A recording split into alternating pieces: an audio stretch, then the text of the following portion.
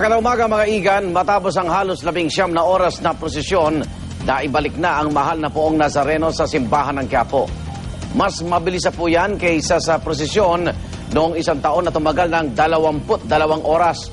Tila naman napawi ang pagod ng mga debotong matyagang naghintay para masilayan ang poon. Mula sa Quiapo, may live report si Victoria Tulad. Victoria?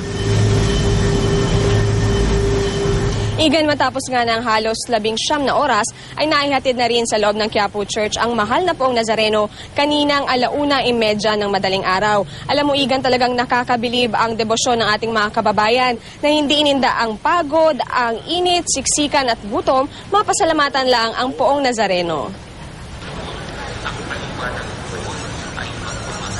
Nakalulula ang dami ng mga deboto na nagsama-sama sa Quiapo Church kagabi para abangan ang pagdating ng itim na Nazareno. Pero mas nakamamangha ang tindi ng kanilang pagmamahal at pananampalataya sa poon. Marami sa mga nag-abang sa simbahan, naroroon bago pa man magsimula ang prosesyon kahapon ng umaga. Sa pagod at siksikan, hinimatay na ang babaeng ito. Hindi naman natinag ang libo-libong iba pa.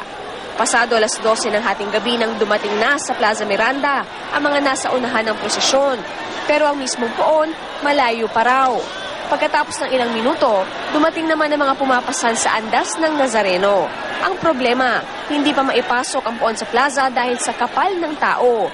Walang magalawa ng mga naghihila ng lubid at ang mga sumusubok maglakad papunta sa simbahan, natutulak din pabalik.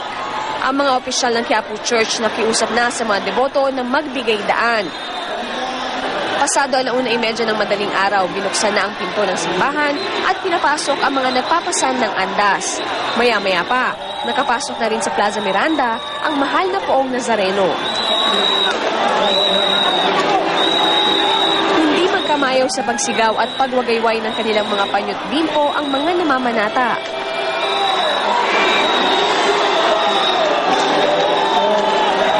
Ang pagod ng lahat ng makita ang poon. Mas matinding kasiyahan naman daw ang naramdaman ng mga namamasan nang sa wakas ay may uwi sa simbahan ng itim na Nazareno. Hindi mo matawaran yung saya. Pero mahirap. Mahirap na masaya. Dahil taon-taon nandito kami. Manata na namin dahil nanay ko na-stroke 3 beses. Namanata ako sa poong Nazareno dahil marami kong hiling sa kanya na natupad.